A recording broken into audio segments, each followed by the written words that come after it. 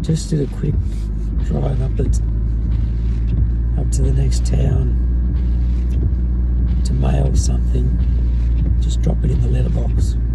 The little shopping centre, the car park was packed, and there were people all over the place going to the takeaway and running into the grocery store. I'm not going to say people shouldn't be out, because I went out. There just didn't seem to be, from what I could see, much concern for anything. I mean, I didn't hang around, and when I did get there, before I got out of the car, I threw my mask on, partially for me, partially for everybody else, because I do have a virus. Imagine if I had an uncontrollable coughing fit. I think one of my friends on Facebook in the US said it. He says when he goes out, he wears a mask because he sees it as his duty to try and protect others around him. Like our Premier says that when you go out, you have to basically consider that you're possibly sick, or other people around you are sick, although she was saying it in terms of social distancing, not so much wearing a mask. Just this week, like, schools opened up for their phase 1. A primary school, kind of local to my school, had to be closed because one of their teachers tested positive for COVID, and they had to do deep clean and contact testing of all of staff and students. I don't know if it's contact testing or contact tracing, but I would certainly hope that anybody who came into contact with that person got tested, not just, I don't know. Because that was one of the things, one of their reasons for saying that children don't pass it on is because of the earlier cases where they found COVID in schools. They said that they did contact tracing and testing, but they only tested a third of the possible people who came into contact with that person. That's a 66% chance of failure. And now there's all this new evidence of the children presenting with different symptoms in the States, and some dying and being tested positive for COVID. So our Prime Minister has now said to the Health Minister they better investigate that and look for cases of that sort of thing. But it's like trying to shut the gate after the bull has bolted, because they've already started opening schools. Oh, hold up. Let's come out to take the boys for a walk again. See the yellow tape on that junk pole that I spotted last time I was out here? It says under investigation, so somebody has actually reported it. And so now they're trying to find out if they can figure out who the rat bag is that's dumped it.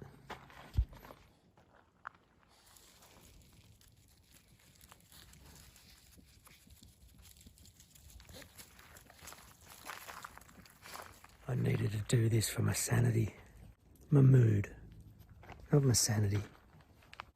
Still can't get over the number of people I saw at the tiny little strip mall shopping centre last night.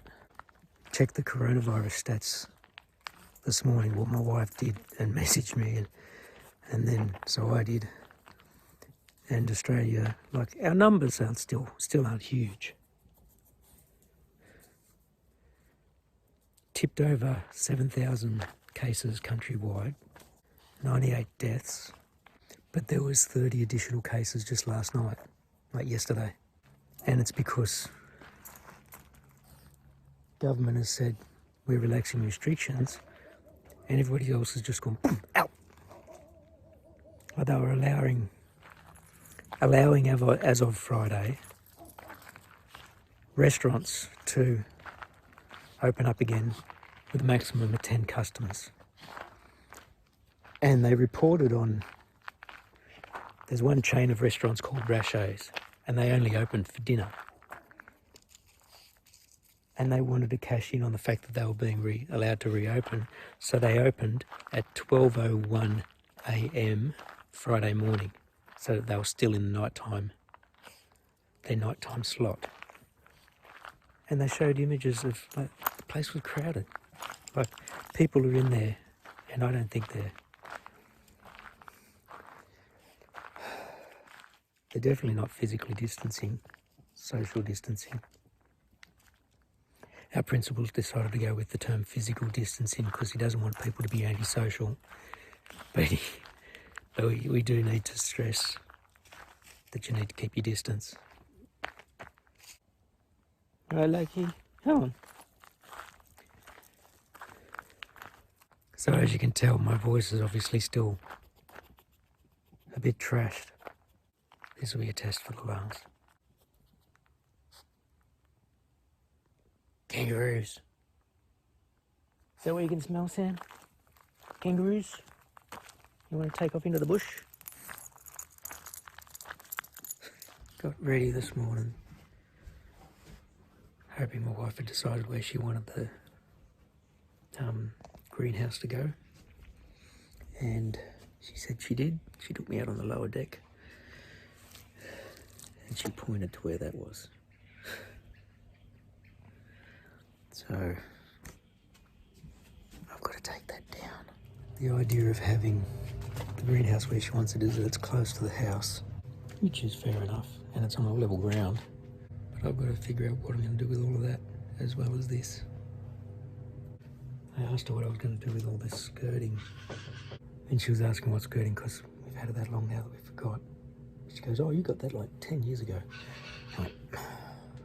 So I went back through my old Instagram. 3.5 years ago we got that. And at first I just had it sitting out and it got weathered and rained on. Then I built this in the last 3 years, 2.5, 3 years. And so it's been here, being protected.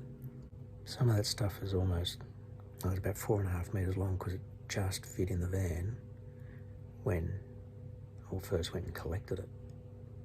And I actually just thought, oh, I could go and just chuck it in the van. The van's not doing anything. And that might be what I'll have to do temporarily.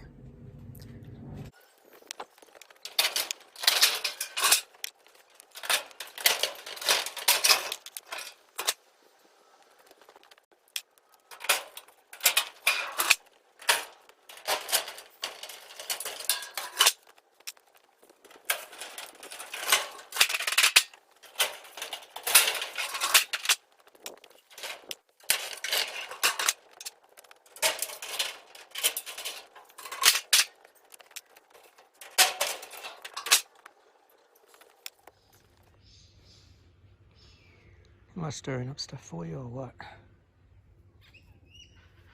Eh?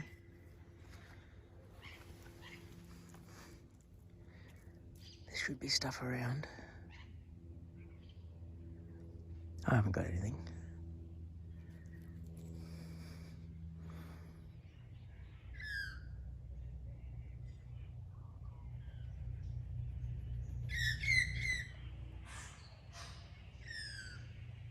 Space is basically cleared out.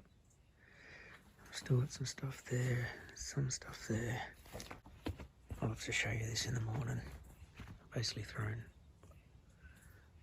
the tin over the top and just screwed it together. And I've got all this, it's all the skirting there. That's where I've moved the pallets to so I could sort of stack the short stuff in from the ends. And I'm going to modify that carport to put it up over here so it comes out this far.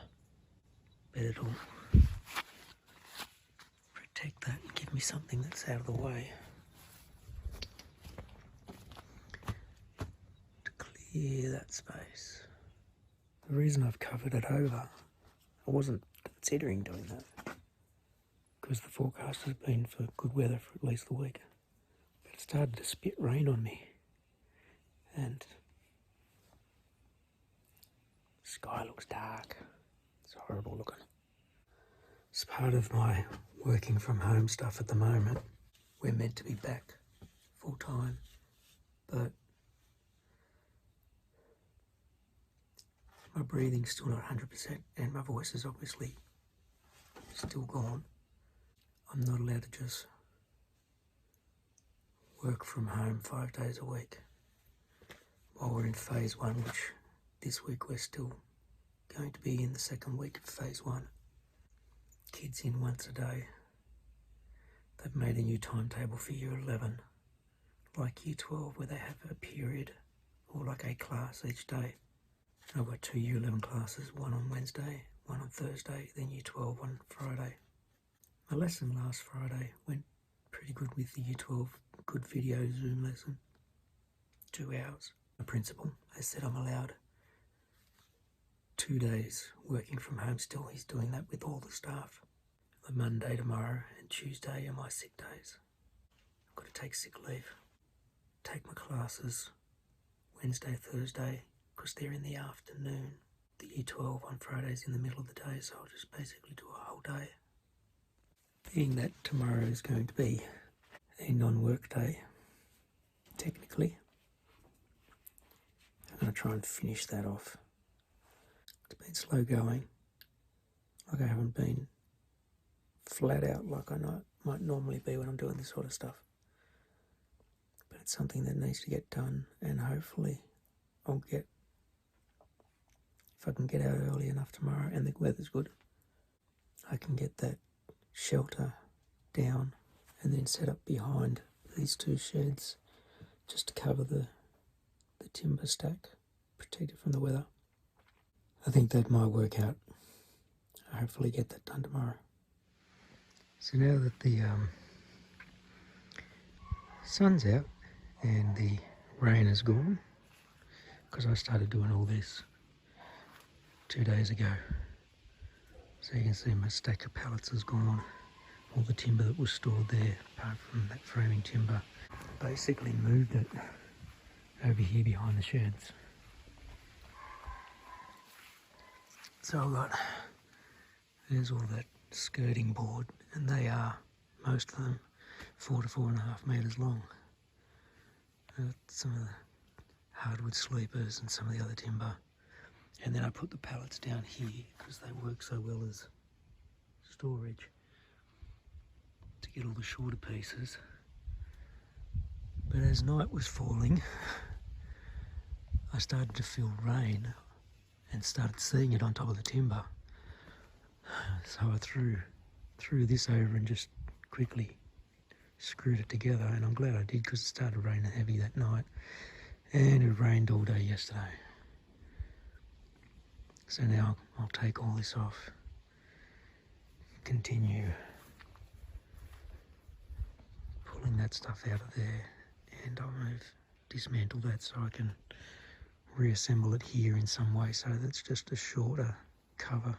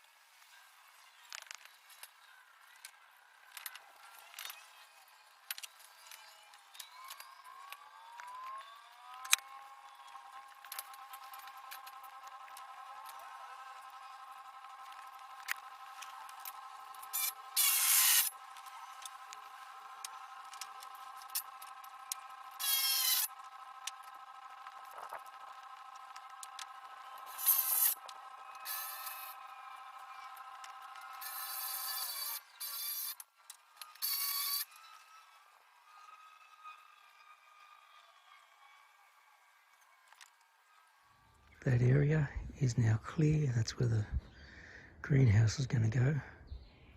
About 4 feet out from the house, my wife said. So I'll try and mark out a little bit. And that's where all the stuff is that was under the shed, under that carport. It's now under half a carport. And then I put a couple of extra things here so that I can store timber up the top.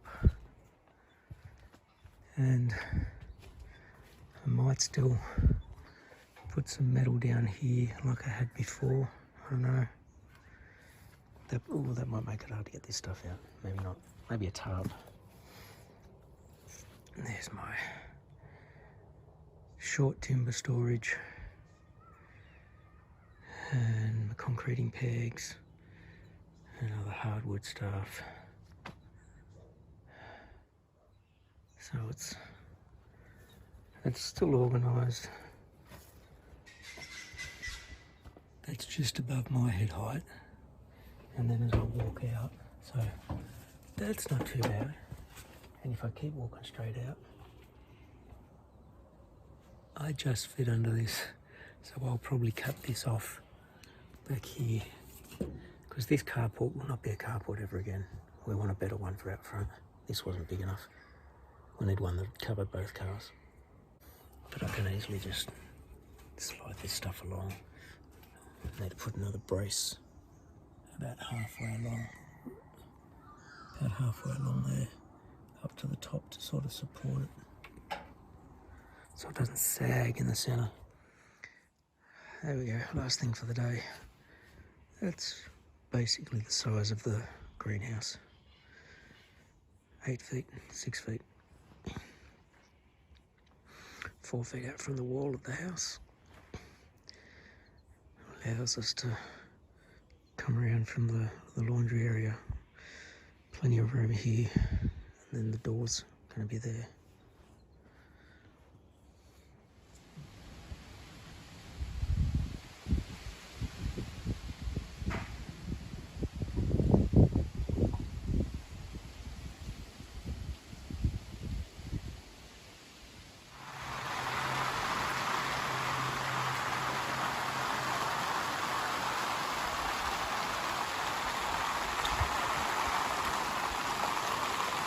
It's the first bit of rain that the ground's floating for a while.